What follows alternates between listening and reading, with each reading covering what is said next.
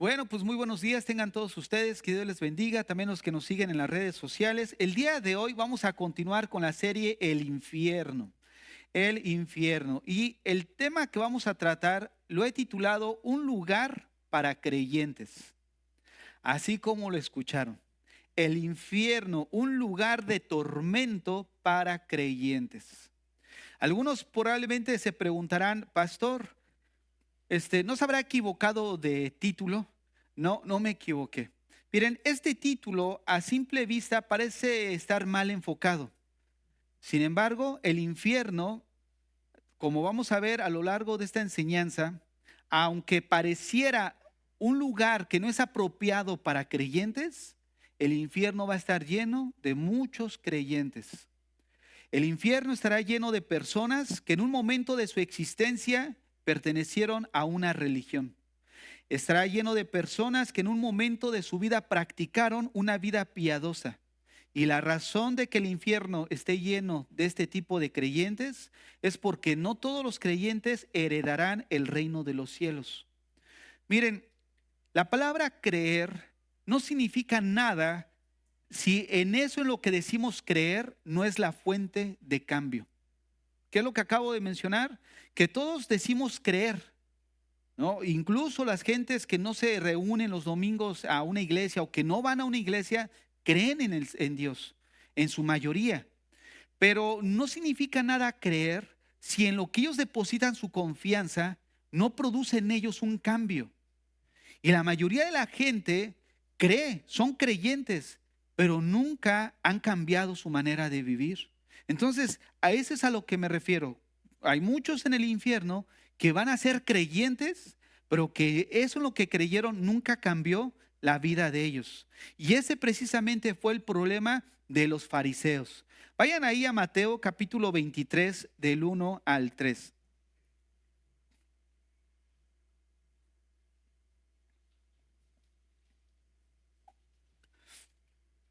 Mateo 23 del 1 al 3. Entonces habló Jesús a la gente y a sus discípulos diciendo: en la cátedra de Moisés se sientan los escribas y los fariseos. Así que todo lo que os digan guardéis, guardadlo y hacedlo. Mas no hacéis conforme a sus obras, no hagáis conforme a sus obras, porque dicen y no hacen. Miren, esto es la esencia de la hipocresía espiritual. Hablar de hipocresía, necesitamos nosotros enfocarlo de acuerdo al contexto, porque también existe una hipocresía dentro de las relaciones interpersonales, ¿no? Cuando le decimos a alguien de doble cara, ¿no? O es hipócrita, porque no es consistente, ¿no? En su manera de proceder. Pero cuando estamos, eso es una cosa, ¿no? Ese tipo de hipocresía es a nivel, se puede decir, personal. Pero hay otro nivel de hipocresía que es precisamente el que voy a abordar el día de hoy y tiene que ver con una hipocresía espiritual que se manifiesta, está muy bien representado en los fariseos. Vean, este texto que acabo de leer, sobre todo al final que dice, porque dicen y no hacen, eso es la esencia de la hipocresía espiritual. No hay mayor hipocresía que maquillar una vida mundana y pecaminosa con una vida piadosa. No hay mayor hipocresía que maquillar una vida mundana y pecaminosa con una vida piadosa. La hipocresía espiritual toma la máscara de la religión, en donde donde se llevan a cabo prácticas que corresponden a la vida piadosa, pero que en el fondo de esas prácticas no corresponde a lo que la persona es en realidad. Porque existen prácticas que todos nosotros podemos hacer en la vida diaria, pero muchas de esas prácticas no son consistentes con lo que nosotros decimos ser en esencia. O sea, que en lo que ellos dicen creer, en pocas palabras, nunca fue el origen de su cambio. ¿En qué ellos creían, en este caso los fariseos? En la ley de Dios. Ellos se desvivían por guardar la ley de Dios de una manera rigurosa, pero la ley de Dios nunca cambió su corazón. Y no porque no tuviera la ley de Dios el poder para cambiar la vida de una persona, sino porque ellos de alguna manera decidieron cerrar su corazón a la verdad de Dios. Los que creían En este caso, los fariseos, lo que creían nunca afectó sus vidas. No produjo un cambio interno.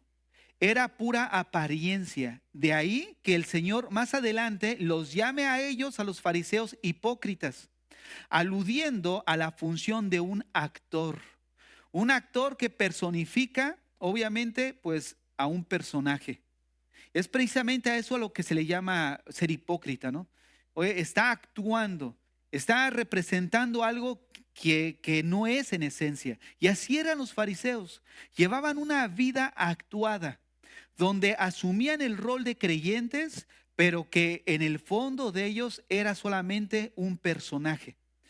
Y esa es la realidad en la que se encuentran muchos creyentes, no solamente en la iglesia cristiana, en todas las iglesias, llámese como se llame. Son puros actores. Y es precisamente a esa hipocresía en lo que en la Biblia encontramos que de alguna forma el infierno va a estar lleno de ellos. Para un panorama general, vayamos a Mateo 23:13. Ahí mismo en Mateo 23 vamos a estar ahondando mucho, pero vean lo que dice el verso 13. Mas hay de vosotros, escribas y fariseos, hipócritas, porque cerráis el reino de los cielos delante de los hombres, pues ni entráis vosotros ni dejáis entrar a los que están entrando. Pero vean cómo les llama hipócritas. Ahora, dice que ellos no dejan entrar, pero tampoco ellos entran. ¿Qué quiere decir esto? Que la práctica que ellos estaban llevando a cabo no era suficiente para entrar al reino de los cielos. Que por más que ellos se enfocaban en pura apariencia, la realidad de eso era que era una falsedad interna. Por eso les dijo constantemente, límpienlo de adentro para que lo de afuera sea limpio. O sea, la obra de Dios en la vida de una persona comienza internamente y obviamente se exterioriza en una vida práctica, donde esa vida, las acciones corresponden a un cambio en su interior por la palabra de Dios. Algo que los fariseos nunca sucedió. Miren, de una manera general, les voy a mencionar algunos grupos que encontramos en la Biblia que se caracterizan precisamente en una hipocresía espiritual. No es necesario que vayamos ahí, pero solamente voy a mencionar la cita para que tengamos en cuenta de qué estoy refiriendo. Son citas que son generalmente conocidas. Por ejemplo, Mateo 7:21, donde encontramos a un grupo de personas que dicen Señor, Señor. ¿No? Todos estamos ahí en ese mismo texto. Ahí dice, hay un grupo de personas que apelan a que ellos, por lo que ellos están diciendo, se entiende que eran creyentes. Porque dice que en tu nombre echamos fuera demonios, en tu nombre hicimos esto y hicimos aquello. Bueno, aquí encontramos a un grupo de personas que apelan a su vida piadosa como credencial para pasar al reino. ¿Y cuál fue la respuesta de Jesús? Jesús muestra la verdadera esencia de ellos. Les dice, apártense, hacedores de maldad. O sea, que llevaban prácticas que eran piadosas. Y ahí es donde viene el engaño.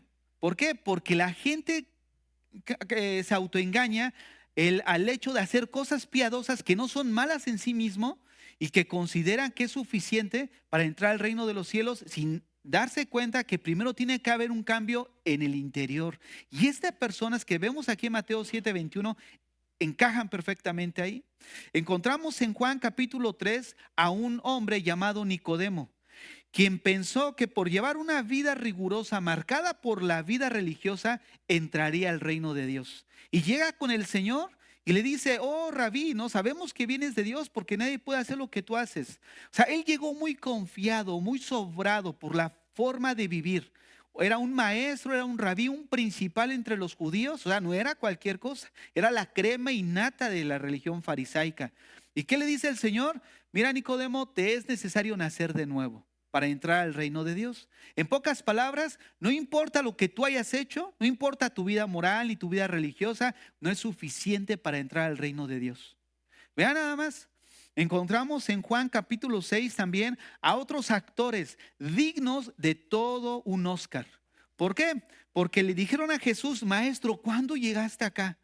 La imagen propia de la hipocresía. Maestro, te andábamos buscando desesperadamente, fingiendo una genuina necesidad de Él. Pero las palabras de Jesús reveló sus verdaderas intenciones. No lo buscaban porque vinieran a Él o vieran en Él un Salvador, sino porque vieron en Él la persona que podría darles día a día el lunch. ¿No es cierto? Bueno, hoy me dio el lunch, mañana también. Entonces, era puro actuar. Y esto es precisamente la hipocresía espiritual. En Hechos 8 encontramos a un hombre llamado Simón el Mago, que a la predicación de Felipe vemos que procede según al arrepentimiento. Y se juntaba con Felipe y estaba ahí con él. Pero al final vemos que estaba solo por ambición. ¿No es cierto? Entonces, vean cómo detrás de toda práctica, no nos podemos ir nosotros con la finta. Ay, mira cómo ora. Ay, mira cómo predica. Ay, mira, no. Todo lo que vemos, al final, nosotros no vemos lo que hay en el interior de esas personas. ¿Por qué? Porque muchos manifiestan supuestos frutos que no corresponden a la realidad interna de su esencia. Y eso es precisamente la hipocresía espiritual. Esta escena nos muestra un gran contraste. ¿A qué me refiero con esto? Miren, el mayor hipócrita que ha existido no es tu vecino. Ay, ya vi que pensaste, no es el que está aquí al lado mío, no. No, el mayor hipócrita que ha existido ha sido Judas, quien con un beso traicionó a aquel quien hasta el final le llamó amigo.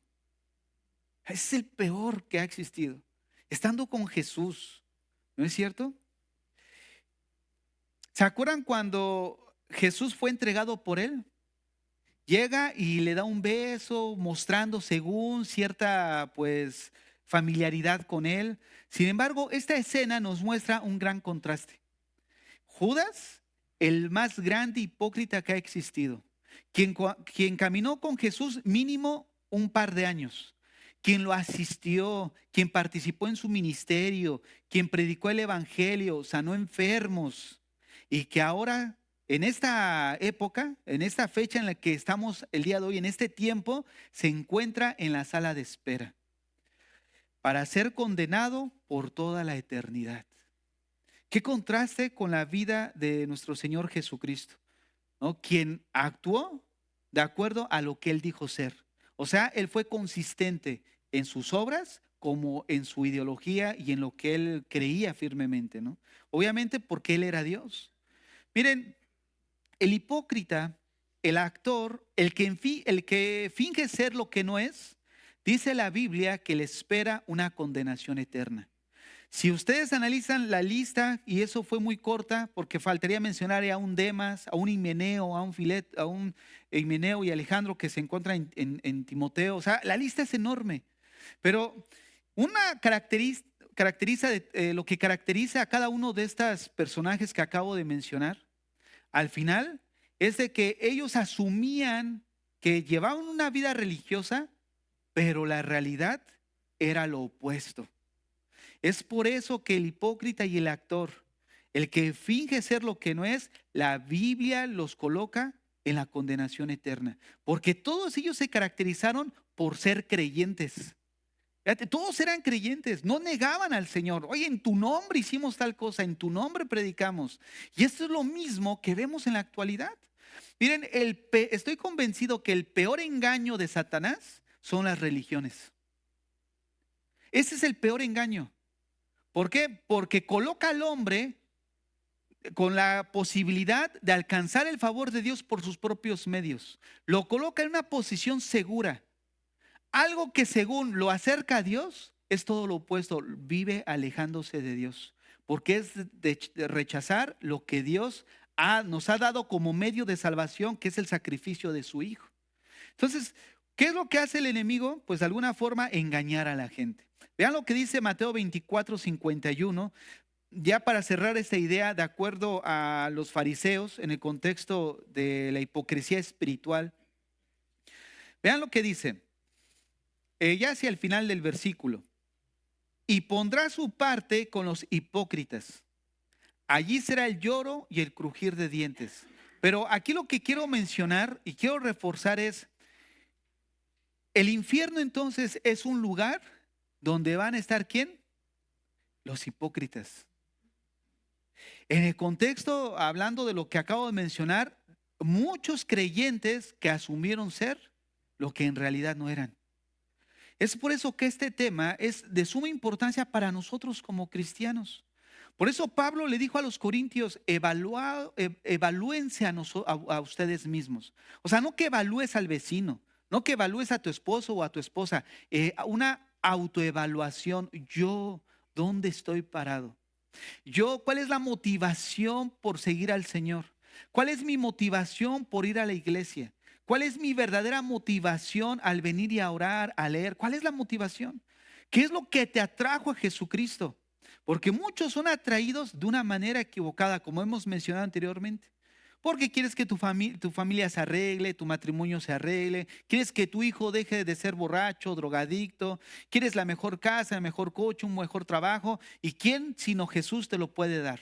Y presentamos a un Jesús milagrero, el genio de la lámpara maravillosa, al que le puedes pedir 2, 3 deseos y él te lo va a cumplir. O sea, la manera de atraer la gente al Señor está equivocada. ¿Por qué? Porque no los colocan en el lugar correcto. ¿No es cierto? Veíamos, por ejemplo, en Jonás. ¿Cuál fue el mensaje de Jonás? Arrepentimiento. De aquí a 40 días Nínive será destruida. ¿Por qué? Porque eran corruptos. O sea, no llegó y les tiró, Dios los ama, qué bonita ciudad, qué bonita familia, ¿no? No, Él les dijo, arrepiéntete. ¿Por qué? Porque tus días están contados. Y si el juicio comienza con la casa de Dios, ¿dónde quedará el incrédulo? ¿Sí sabían que va a empezar con nosotros? A una evaluación, oye, ¿qué hiciste? No para condenación, porque si vamos a estar ya, por ejemplo, en el tribunal de Cristo, pues de entrada eres salvo. Pero bueno, ¿y qué hiciste en tu vida cristiana? O sea, ya fuiste salvo, ya el Señor te redimió, te perdonó, y todo ese tiempo en lo que estuviste haciendo ya en el momento de dar cuentas a Dios, ¿qué hiciste en todo ese periodo? Desde tu salvación hasta la entrega de cuentas de nosotros. Y es ahí, hermanos, donde nos vamos a dar cuenta que desperdiciamos nuestro tiempo. Miren, quiero que vean, el infierno será un lugar de tormento para aquellos a quienes toda su vida fueron actores. Qué contraste, ¿no es cierto? La persona de Judas con la persona de nuestro Señor Jesucristo, quien siempre fue consecuente con lo que dijo ser, siempre llevó una vida congruente. Podemos eso asemejarlo como Pablo y Demas. Pablo, una persona fiel, firme en el Señor, y Demas, una persona que estaba en el ministerio, que lo apoyaba, era un colaborador de Pablo. Pero al final, Pablo le escribe a Timoteo y le dice, Demas me ha abandonado. Para Pablo hubiera sido suficiente escribir eso, pero hace una alusión después, amando este mundo. O sea, al final salió lo que había en su corazón. Seguía amando este mundo, como los israelitas cuando salieron de Egipto. El Señor los saca de Egipto y que decían, ay, allá por lo menos me iba mejor que aquí. Yo pensé que buscar y hacer la voluntad de Dios me iba a ir bien. Miren, el Señor nunca nos prometió que hacer su voluntad era sinónimo de que te iba a ir bien. Hacer su voluntad era sinónimo de bendición. Él no está obligado a bendecirnos, aun cuando seamos 100% obedientes, porque no nos debe nada. Y eso es algo que debe de quedar claro para nosotros como cristianos. ¿Por qué? Porque lo único que pudiéramos nosotros responder a Él de una manera correcta es una vida entregada por lo que Él hizo por nosotros en la cruz. No hay otra respuesta.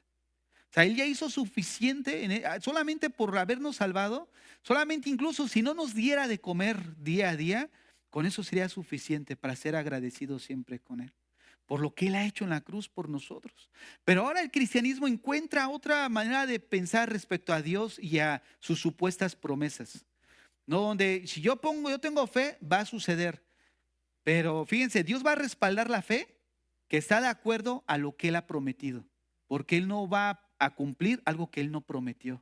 Porque muchos vivimos creyendo que es la voluntad de Dios y confundimos nuestra voluntad con la voluntad de Dios. ¿no? Confundimos nuestra voluntad y ese es un error. Necesitamos discernir. Mucha de nuestra voluntad está viciada por nuestros deseos egoístas, porque pensamos en nosotros terrenalmente y no despegamos nuestro corazón y no limpiamos nuestro corazón de la verdadera voluntad de Dios. Pero estamos ahora repitiendo así, recordando un poco lo del viernes, que entra perfectamente en lo que estoy diciendo. Cuando escuchan a un predicador como Amós, que les estaba diciendo y confrontando con su realidad, el pueblo no escuchaba. Y que le dice, oye, no, no, profeta, mira, allá en Judá les hace falta, allá sí, vete allá a predicar, déjanos aquí en el norte, estamos bien. Y la realidad, hermanos, es de que la situación en la que nosotros estamos, necesitamos evaluarnos. Y comenzando conmigo, todos como cristianos. Y esta enseñanza, precisamente, vamos a ver una serie de principios en base a Mateo 23, una lista de actitudes que revela el corazón farisaico, o sea, una hipocresía espiritual, con la finalidad de mantener la hipocresía fuera de nuestras vidas. O sea, con esa finalidad vamos a ver una lista que describe la hipocresía religiosa para huir de ella y tener cuidado en nuestro corazón y evaluarnos. ¿Para qué? Pues para corregir, ¿no? Porque a lo mejor muchas veces lo hacemos de una manera ignorando y no realmente con una forma dolosa, pudiéramos decir.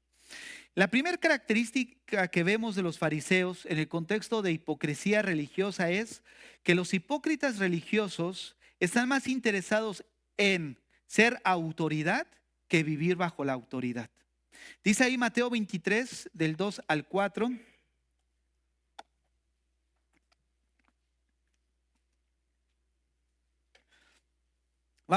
Vamos a ver 6 características y esta es la primera. Están interesados en ser autoridad que en vivir bajo autoridad. En la cátedra de Moisés se sientan los escribas y los fariseos. Así que todo lo que os digan que guardéis, guardadlo y hacedlo. Mas no hagáis conforme a sus obras, porque dicen y no hacen. Porque atan cargadas pesadas y difíciles de llevar, porque atan cargas pesadas y difíciles de llevar y las ponen sobre los hombros de los hombres, pero ellos ni con un dedo quieren moverlas. O sea, estaban interesados en ejercer autoridad sobre los demás, en el sentido de hacer o no hacer, pero ellos no estaban interesados en someterse a la voluntad de Dios. Miren, los fariseos se caracterizaban precisamente porque ellos se consideraban como una autoridad en la ley de Moisés, tanto en la forma de interpretarla como en aplicarla. Ellos se veían así, somos la autoridad. Jesús aquí en este texto está mencionando que los fariseos no solo debían de interpretar bien las escrituras, sino que debían ellos mismos de obedecerlas. Y ese era precisamente el problema de ellos, de que no eran obedientes. Una de las cosas que produce la ley de Dios es de que toca el corazón y lo cambia. La ley de Dios tiene que ver con el corazón. Y ese era precisamente el problema mayor de los fariseos, que no estaban preocupados en el estado real en el que se encontraba su corazón delante de Dios. No estaban preocupados, estaban más ocupados en lo que la otra persona hacía que en el estado en el que estaba su corazón. Y eso es lo que caracterizaba a los fariseos. Estaban enamorados de la autoridad que ellos mismos ejercían, pero no les interesaba vivir bajo la autoridad de Dios, que era todavía pues como debería de ser, ¿no? Querían elegir las leyes que a ellos les convenía y evitar las leyes que no les convenía. Por ejemplo, una de las responsabilidades era pues tener cuidado de los papás, pero ellos ¿qué dijeron? No, yo todo con lo que yo le pueda ayudar a mi papá, yo se lo he ofrecido a Dios. O sea, hicieron una cláusula dentro de la ley para ellos mismos proteger sus bienes y no darle ni siquiera a sus papás para su sustento. ¿Te imaginas lo cruel del corazón de ellos? O sea, fíjate nada más, estamos hablando de que de alguna forma ellos obligaban a los demás, pero ellos sí tenían cuidado, o sea, se protegían.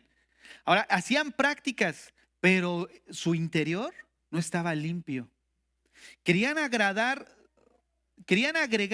a sus propias leyes o mejor dicho al revés, querían agregar a la ley de Dios sus propias leyes, con la finalidad de dominar y de controlar a los demás. Era lo que ellos hacían. Estaban mucho más interesados en controlar el comportamiento de los demás que en compartir las cargas de ellos. No les interesaba a la gente, solamente les interesaba el control de ellos. Y es ahí donde esta actitud mostraba falta de misericordia en el corazón de ellos.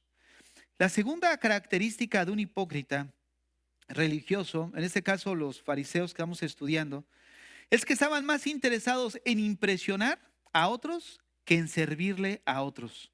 Vean lo que dice Mateo 23 del 5 al 12. Antes, hacen todas sus obras para ser vistos de los hombres. Vean, buscaban impresionar. Para ser visto por los hombres, pues ensanchan sus filacterias y extienden los flecos de sus mantos. Y llaman los primeros asientos en las cenas y las primeras sillas en las reuniones y las salutaciones en las plazas, y que los hombres les llamen rabí, rabí, pero vosotros no queráis que os llamen rabí, porque uno es vuestro maestro, el Cristo, y todos vosotros sois hermanos. Y no llaméis padre vuestro a nadie en la tierra, porque uno es vuestro Padre, el que está en los cielos. Ni seáis llamados maestros, porque uno es vuestro maestro, el Cristo. El que es el mayor de vosotros sea vuestro siervo, porque el que se enaltece será humillado y el que se humilla será enaltecido. Fíjense nada más, todas las acciones que hacían los fariseos estaban contaminadas por el orgullo. Dice al inicio del texto, en el 5, que hacían las cosas para ser vistos. O sea, ensanchaban sus filacterias, sus flecos de sus mantos, se vestían, se ataviaban para parecer más devotos de lo que realmente eran, ¿no? Y mucho de esto estaba envuelto en el orgullo. A los fariseos les encantaba entrar en las sinagogas donde había mucha gente e irse a sentar en las primeras sillas con el fin de ser vistos por los demás. Eso los hacía sentir felices. Les encantaba los títulos, que les llamaran rabí, que les llamaban padre. Y esto no está muy lejos de nuestro contexto cultural cristiano, ¿no? Ahí viene el apóstol, ahí viene el profeta, el patriarca. O sea, vemos cómo de alguna forma ya no se conforman solo con apóstol, ya son patriarcas. O sea, buscan el título. Yo me acuerdo que escuchando una enseñanza de un predicador, él decía que lo habían invitado a una conferencia de pastores. Y decía que estando en la conferencia, pues escuchaba, no, le presento al apóstol fulanito, le presento al profeta fulanito, al apóstol. Dice, yo vi a todos que tienen título. Yo era el único que era pastor, dice, yo no tenía un título. Dice. Pero ¿te imaginas lo ridículo que esto es en lo secular? No, le presento al licenciado tal, le presento al arquitecto, le presento, o sea, no andamos presentándonos así, ¿no es cierto? O sea, imagínate esto dentro de la iglesia. El apóstol, el patriarca. ¿Por qué? Porque buscamos estatus. Y el Señor dice, todos son vuestros hermanos, ¿no? Y vean cómo de alguna forma los fariseos, todas sus actividades prácticas no correspondía con lo que había en su interior. Y a eso es precisamente lo que le llamo hipocresía espiritual, que no corresponde a lo que decimos ser. Y es peligroso porque nos ubica en una posición en la que él mismo está engañado y lo único que le espera es el juicio de Dios. No hay otra. Fíjate nada más. Ahora, estos fariseos querían estar al frente de la manada, ser expertos reconocidos, conocedores de todos los pormenores de la vida con Dios. Lo que no les interesaba en absoluto era ser siervos. No les interesaba ser siervos. Querían impresionar, no ser sumisos. Querían que los otros los honraran, no humillarse ante los demás. Estaban mucho más preocupados por parecer santos que por una genuina y profunda santidad. Todo era apariencia. Todo era algo externo que no correspondía con lo que realmente ellos eran en su interior. Y al final el Señor, ¿qué fue lo que hizo? Pues les quitó la máscara y los colocó en la verdadera condición en la que ellos estaban. La tercera característica es de que los hipócritas religiosos están más interesados en imponer reglas que en conceder gracia. Dice Mateo 23:13, mas hay de vosotros, escribas y fariseos hipócritas, porque cerráis el reino de los cielos delante de los hombres, pues ni entráis vosotros ni dejáis entrar a los que están entrando. Fíjense, qué ilustración nos pone aquí el Señor. Estos fariseos, en vez de abrirles la puerta al reino de los cielos a toda la gente y verse ocupados en buscar que entraran por la puerta, se la cerraban enfrente de la cara. ¿Cómo es que se la cerraban? Queriéndolos meter al reino de los cielos a punta de dólar. ¿No? ¿No han escuchado a esa mujer? Que a punta de dólar te meto al cielo. Bueno, pues estos querían meter al cielo a punta de buenas obras. ¿Por qué? Porque todo eran buenas obras. Y qué cruel es esto. Que siendo la entrada al cielo por gracia, sin méritos propios, de una manera gratuita, los obliguen a entrar o crean que van a entrar a través de obras.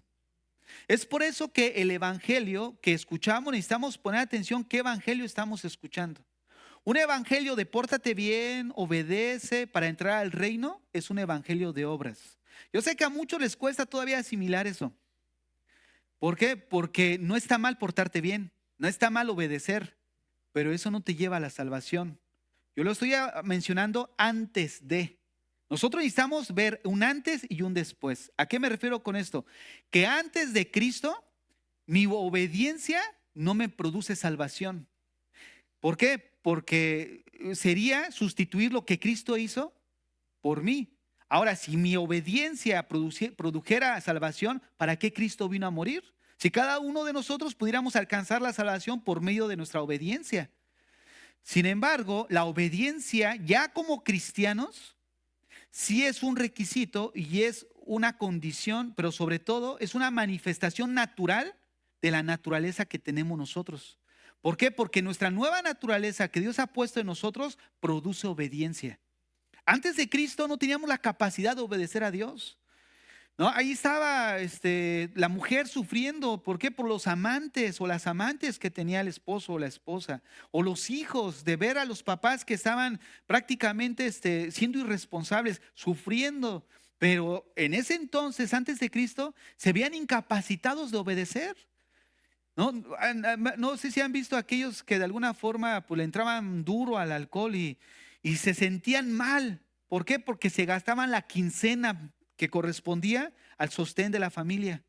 Se sentían mal, pero a la semana volvían a hacer lo mismo.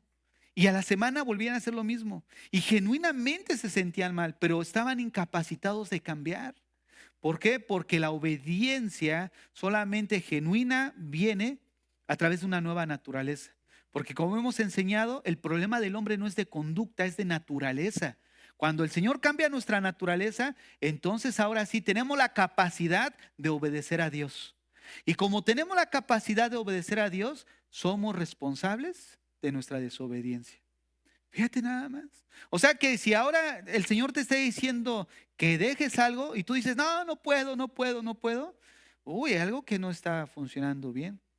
Es verdad que hay una lucha, ¿no? En lo que estamos trabajando y estamos liberándonos de todas esas cosas que están en nuestro corazón y nos quieren atar, pero al final necesitamos entender que tenemos la capacidad de vencer. Porque dice Romanos 6:6, si me acompañan ahí.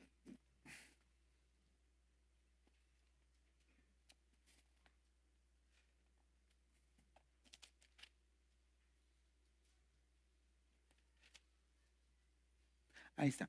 Sabiendo esto, que nuestro viejo hombre fue crucificado juntamente con él, para que el cuerpo del pecado, vean eso, sea destruido. Esa frase sea destruido significa ser inhabilitado. O sea, que ya no tiene la capacidad de controlarme y de subyugarme como antes tenía la capacidad. O sea, esa nueva naturaleza que está en mí, que Dios ha puesto en mí, ahora me capacita para ir arriba de todo lo que me mantenía atado. Y eso se ha destruido a fin de que no sirvamos más al pecado. Entonces, como cristianos, nosotros podemos ver que sí podemos llevar una vida piadosa, donde hay oración, donde hay lectura, donde vienes y levantas tus manos de una manera limpia. ¿Por qué? Porque viene de un corazón que ha sido cambiado por Dios. El problema está donde vienes a levantar las manos, donde vienes a hacer una actividad propia y hay algo en el corazón. Hay algo en el corazón como odio, rencor, em, murmuración, eh, o amargura. O sea, y ahí es donde se complica la situación. ¿Por qué? Porque de alguna forma sabemos que son cosas que no proceden de Dios.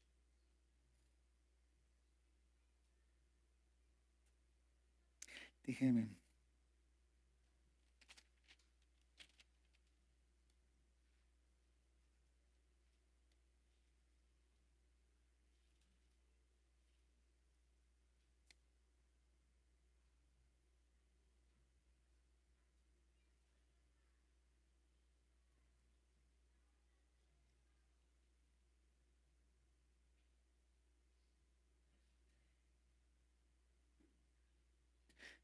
Les quiero dar una cita. Vayan ahí al libro de Salmos. Salmo 50, del 19 al 21.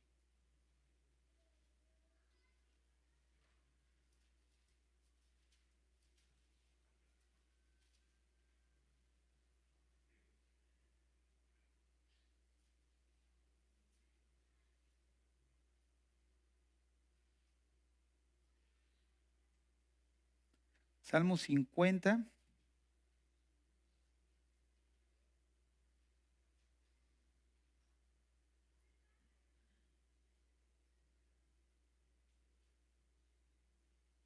Dice así. Se los voy a leer. Tu boca metías el mal y tu lengua componía engaño. Tomabas asiento y hablabas contra tu hermano. Contra el hijo de tu madre ponías infamia. Estas cosas hiciste y yo he callado. Pensabas de cierto, pensabas que de cierto sería yo como tú, pero te reprenderé y las pondré delante de tus ojos. Voy a volver a leer. Dice, tu boca metías en mal y tu lengua componía engaño. Tomabas asiento y hablabas contra tu hermano. Contra el hijo de tu madre ponías infamia. Estas cosas hiciste y yo he callado. Pensabas que de cierto sería yo como tú, pero te reprenderé y las pondré delante de tus ojos. Ahí es donde ya se complica. Porque pensamos que podemos venir a buscar de Dios cuando hay en nuestros corazones cosas que de alguna forma Dios aborrece. Y asumimos que podemos venir abiertamente a buscar a Dios en adoración porque Él es como nosotros. ¿Qué quiere decir esto? Que Él no va a actuar en correspondencia al estado en el que estamos. Este mismo texto, pero en la Nueva Traducción Viviente, se los quiero leer. Dice así: tienen la boca llena de maldad y la lengua repleta de mentiras. Se la pasan calumniando a su hermano y a su propio hermano de sangre. Mientras ustedes hacían todo esto, yo permanecí en silencio y pensaron que no me importaba, pero ahora los voy a reprender. Presentaré todas las acusaciones que tengo contra ustedes. Qué tremendo, ¿no es cierto? Esa es una de las situaciones en la que ya no, precisamente estamos viendo los fariseos. Ellos hacían y deshacían, pero en su corazón había odio. Y un ejemplo de eso lo tenemos en el Sermón del Monte. Cuando después de las bienaventuranzas, él empieza a decir que no es asesino el que lo hace físicamente. No, ¿cuánta gente no han escuchado? Yo no he matado a nadie, yo soy inocente, pero en su corazón han guardado un odio, han guardado ciertas acciones que a los ojos de Dios es equitativo a qué, a ser asesinos. Lo que nos muestra que la ley de Dios no solamente va enfocada en regular nuestra conducta, sino también las intenciones del corazón. Ahora, pensemos en eso. Los fariseos pensaban que los mandamientos solamente regulaban su conducta. Por eso se convirtió en una religión de obras. Hacer, hacer, hacer. y pensaron que al hacer era suficiente. Y el Señor viene y les dice, no solamente es el hacer. O sea, los mandamientos no solamente van enfocados a regular una conducta externa, sino también algo interno. Regula nuestras intenciones. Hola hermanito, ¿cómo estás? Gloria a Dios, hermanito. Y tú por dentro, hijo, ¿por qué no te mueres? ¿No es cierto? Los mandamientos regulan las intenciones. Tú puedes estar por afuera, pero por dentro. Y es ahí donde si tú sabes que hay algo en tu corazón, tú necesitas limpiarlo. ¿Por qué? Porque si no lo limpiamos y hay algo que permanece ahí, déjame decirte algo, podría ser hipocresía espiritual. ¿Por qué? Porque manifestamos algo piadoso externo, pero no corresponde a la realidad interna. Y es ahí donde nosotros necesitamos evaluar. O sea, no estoy diciendo que porque tengas algo en tu corazón, allá automáticamente no, ya no calificas, ¿no? O entras dentro de este parámetro. Pero lo que estoy diciendo, que si es algo que está ahí y está permanente y permanente y permanente, lo más seguro es que pueda ser una hipocresía espiritual. No corresponde a lo que decimos ser. En cuarto lugar, los hipócritas religiosos están más interesados en convencer a otros de que tienen razón en que sean verdaderamente justos. ¿A qué me refiero con esto? Miren, vayan a Mateo 23:15. Hay de vosotros, escribas y fariseos hipócritas, porque recorréis el mar y tierra para hacer un prosélito, y una vez hecho, le hacéis 2 veces más hijo del infierno que vosotros. ¿Qué quiere decir esto? Miren, un prosélito era un gentil convertido a la religión judía. Y sucedía que ellos tenían un celo precisamente por presentar su religión. Algo equivocado, pero tenían ese celo. Ahora pensemos en lo siguiente. Ubiquemos su manera de evangelizar. ¿A quién estaban evangelizando? Estaban evangelizando a aquellos que estaban inmersos en la mitología griega. Aquellos que de alguna forma estaban en el misticismo pagano. O sea, ¿te imaginas? Era un contexto distinto al de nosotros. Ahora evangelizamos al católico, al testigo de Jehová, al ateo XX, etcétera, etcétera. Pero ellos estaban evangelizando a los que estaban sumidos en el gnosticismo, en todas esas ideologías griegas, en su mitología, en su misticismo pagano. Pero imagínate nada más, pasar de ahí a guardar, no comer carne de cerdo, guardar incluso a contar los pasos que estaban permitidos en dar los sábados, que para ya no fuera algo pecaminoso. De alguna manera, el guardar las ceremonias que hacían, purificaban a la gente. ¿Te imaginas pasar de un lugar a este lugar de la ley rabínica? Esto implicaba que aquellas personas que se dejaban sus prácticas estaban entendiendo y depositando su confianza en un grupo de personas, en este caso los judíos, que creían que tenían la verdadera revelación de Dios. Y qué cruel que el hecho de que dejen algo pagano para creer que están en la verdad y los hagan todavía más dignos del infierno. ¿Por qué? Porque todas esas prácticas no eran propias para alcanzar la salvación. Y déjenme decirles que así hay mucho del evangelio metido dentro de la iglesia. Abusan de una necesidad que pueda tener genuinamente la persona, pero los hacen igual que ellos, como dice el texto, 2 veces más hijo del infierno que vosotros, porque los meten a prácticas antibíblicas. Ahora, en quinto lugar, los hipócritas religiosos están más interesados en la justicia que se puede medir que la justicia propia. Fíjense, a lo largo de Mateo 23, Jesús menciona 5 veces a los fariseos como ciegos. Les dice insensatos. Ellos no podían ver el camino hacia la paz con Dios. ¿Por qué no podían ver el camino hacia la paz? Esta paz tiene que interpretarse una paz que viene previa a una enemistad. ¿Qué quiero decir con esto? Que ellos nunca consideraban o nunca consideraron que estaban mal delante de Dios, sino que estaban bien por las prácticas que hacían. Y es ahí donde les menciono, ahí está el engaño, que como yo hago esto o aquello, considero que estoy bien delante de Dios. Pero esto tiene que ver en el sentido de para alcanzar ganarse el favor de Dios, o sea, su salvación. Pero ya como cristianos entendemos que las obras que ahora hacemos cuentan. ¿Por qué? Porque Dios preparó las buenas obras para que nosotros como cristianos anduviésemos en ellas. Y es ahí donde al no colocar bien en los tiempos estas doctrinas, nos causa conflicto. Y pensamos que ya como cristiano, siendo cristiano, las obras ya no cuentan. No, pues ya soy cristiano, ¿no? Y la salvación es por fe, no por obras. Sí, es verdad. Pero el mismo texto, el texto de Efesios, síganme ahí a Efesios 2, 8 al 9.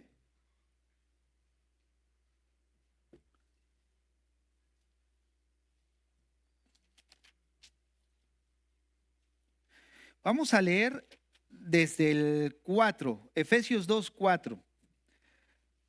Pero Dios, que es rico en misericordia, por su gran amor con que nos amó, aun estando nosotros muertos en pecados, nos dio vida juntamente con Cristo.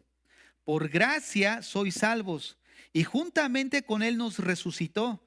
Asimismo nos hizo sentar en los lugares celestiales con Cristo Jesús, para mostrar en los siglos venideros las abundantes riquezas de su gracia en su bondad para con nosotros en Cristo Jesús.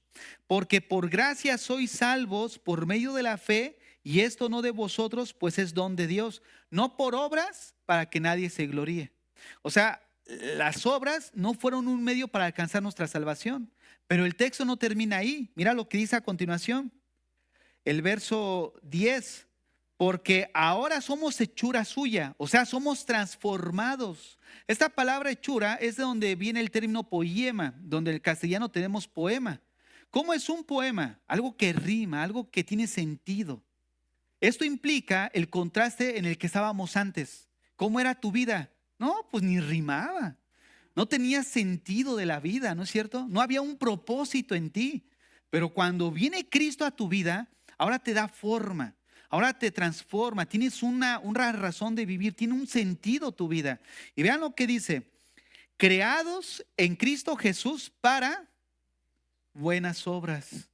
Entonces nosotros necesitamos ubicar la doctrina en el tiempo. Antes de Cristo no son un medio para alcanzar la salvación, pero después de Cristo, nosotros como cristianos se espera que andemos en buenas obras, las cuales Dios preparó de antemano para que anduviésemos en ellas. Entonces, ¿qué sucede aquí?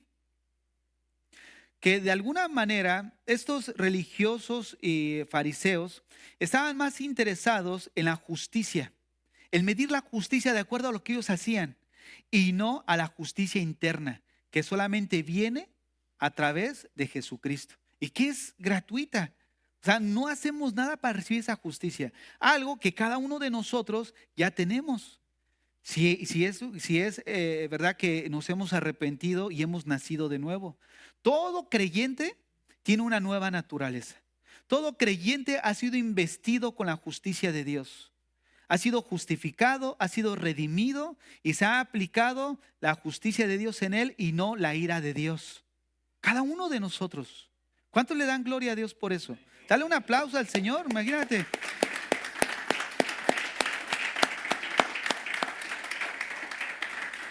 Mira lo que el Señor ha hecho por cada uno de nosotros.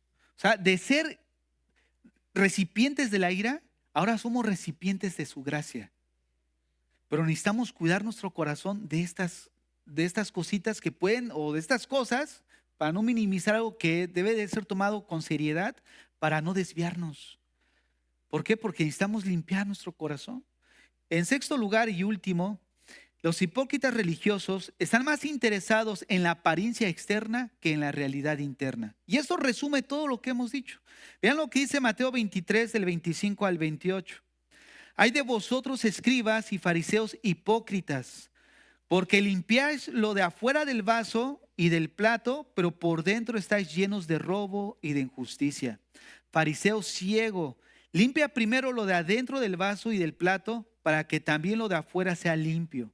Hay de vosotros, escribas y fariseos hipócritas, porque sois semejantes a sepulcros blanqueados, que por fuera la verdad se muestran hermosos, mas por dentro están llenos de huesos de muertos y de toda inmundicia.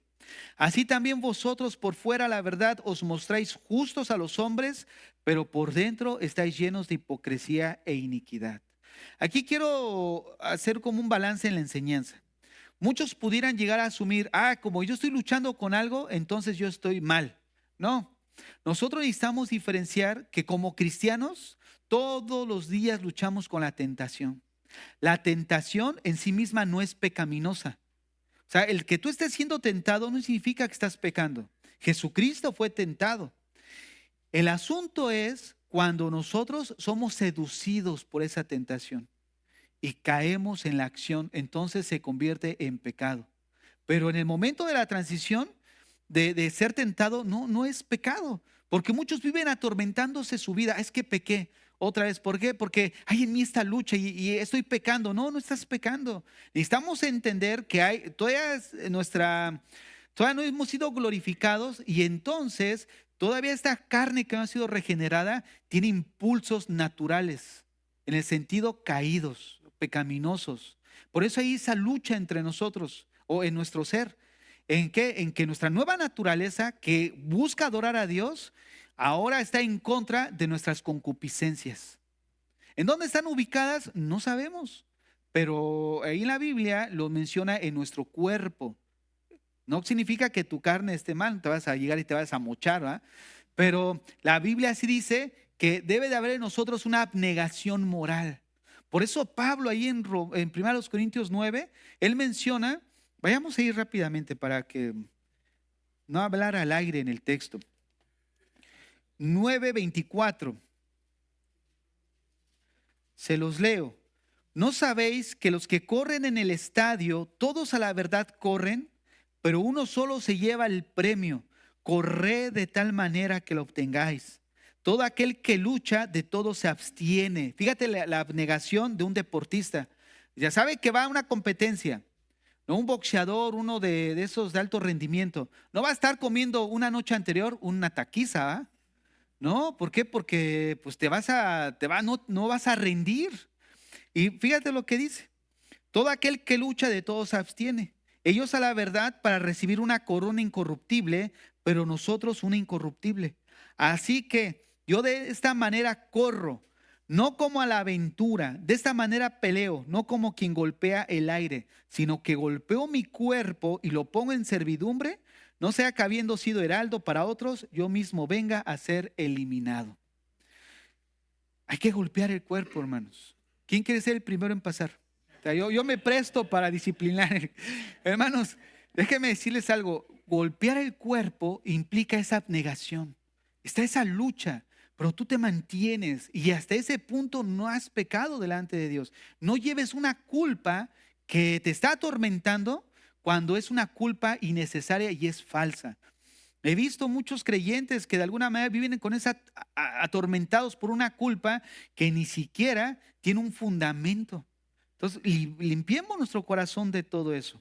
Ahora, constantemente Jesús mencionaba que los fariseos se encontraban sucios por dentro, simbolizando obviamente su pecado interior. Los fariseos solo se preocupaban por los rituales de pureza, para que toda la gente que estuviera alrededor los viera limpios.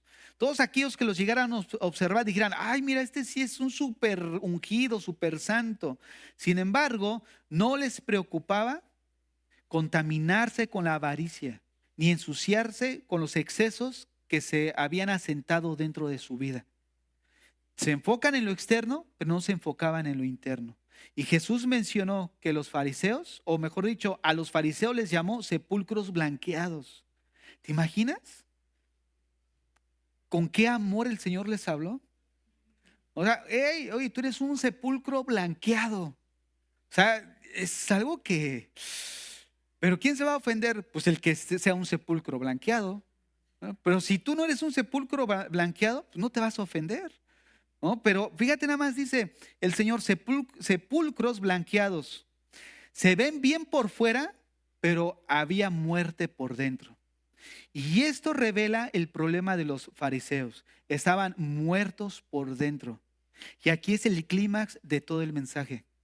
La esencia de la hipocresía espiritual es porque surge de un estado de muerte espiritual.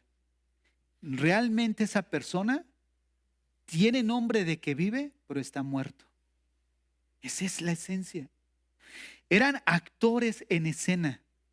De alguna manera pintaban con cal su falta de vida. Y esta es precisamente la fuente de la hipocresía religiosa, la muerte espiritual. Un corazón de piedra que no ha sido transformado en un corazón de carne por el poder del Espíritu de Dios. Solamente es pura fachada. No hay un cambio en la vida interna. Y es ahí donde Dios quiere apuntar esta mañana a tu corazón. ¿Cómo está tu corazón? ¿Cómo está tu fachada? No te confundas con lo que ahorita yo decía de la tentación.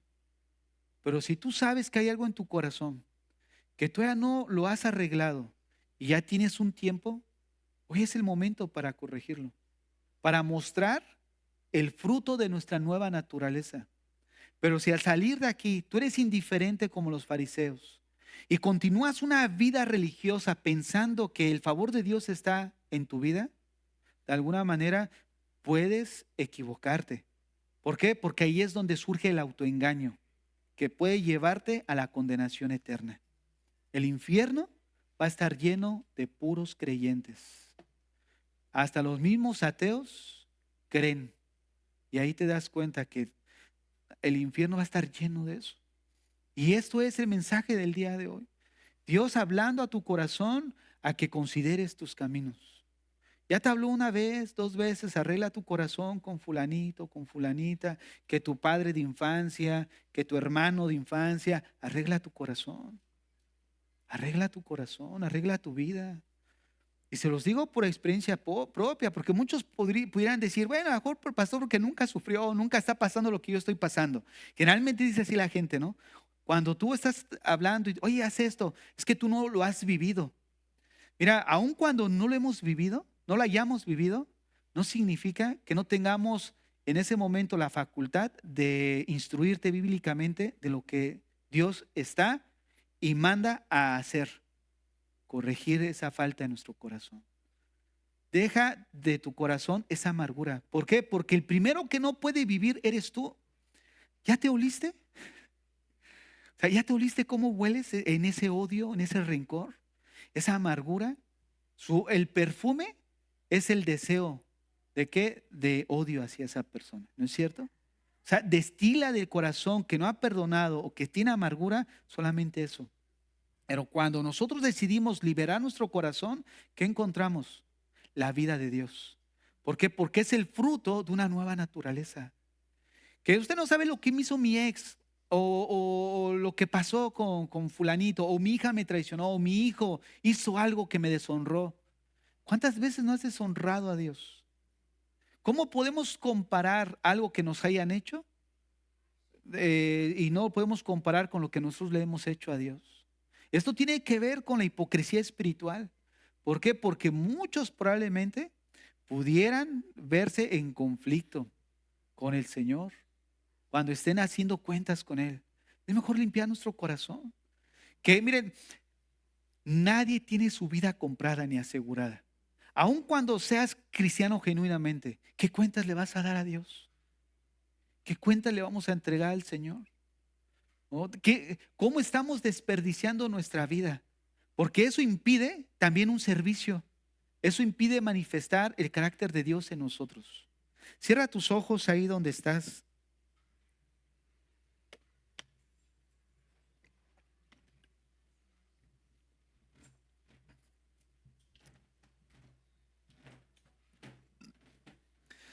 Como cristianos probablemente resulte muy difícil estar practicando pecados de robo, de asalto, ese tipo de cosas, pero sí practicamos otros pecados ocultos, que nadie los ve y que están ahí en el corazón, y que el Señor a través de su Espíritu Santo te ha revelado en esta mañana y ha señalado en tu corazón. No tengas la actitud farisaica de indiferencia.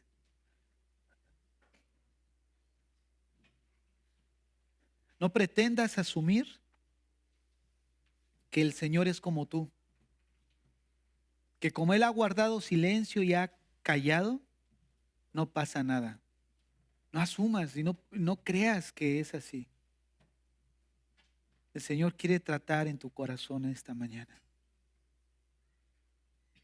El Señor quiere limpiarte, quiere lavarte, El Señor quiere sanarte, quiere liberarte.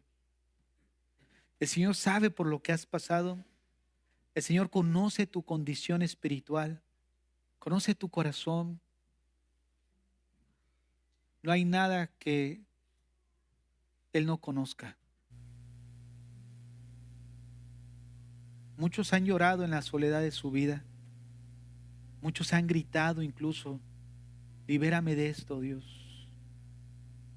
Muchos reconocen que es más fuerte con lo que están luchando que su propia voluntad.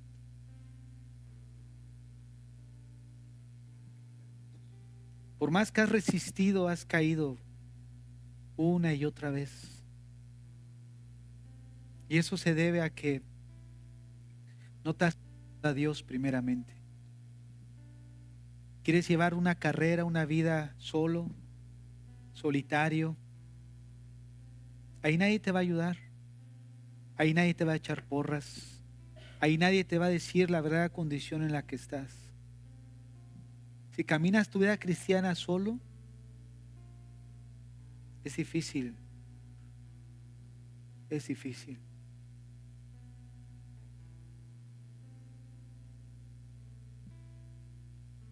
¿Por qué no aprovechas estos minutos y arreglas lo que hay en tu corazón con Dios? Le entregas esas áreas en tu vida al Señor.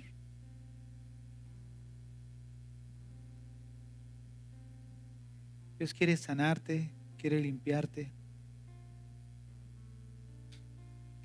restaurar tu vida. No cierres tu corazón, abre tu corazón a Dios. Dile, Señor, aquí está mi vida, perdóname. Restaura mi corazón, devuélveme el gozo de mi salvación. Que yo pueda salir gozoso, levantando mis manos sin iras ni contiendas, levantando mis manos con cántico de adoración por lo que tú has hecho en mi vida. Señor, te adoramos en esta mañana, te exaltamos, Señor, porque no hay nadie como tú, no hay nadie como tú, Señor. Que te apiadas del desprovisto, que te apiadas, Señor, y socorres al necesitado, que fortaleces a mis hermanos, Señor, en sus debilidades, en sus pruebas y en sus tribulaciones, Señor. Que tú muestras tu misericordia y tu bondad en cada uno de los que estamos aquí, oh Dios. ¿Quién como tú, Señor? ¿Quién como tú, oh Dios? Que eres bueno para con tu pueblo, Señor. Y que nos traes estos mensajes para guardar nuestro corazón, para recordar nuestra responsabilidad como hijos tuyos, Señor, para analizar nuestras vidas. Señor, recibe tú toda gloria y toda honra. Recibe adoración, oh Dios. Recibe adoración, Señor. Recibe adoración, oh Dios. Sí, recibe adoración, Señor.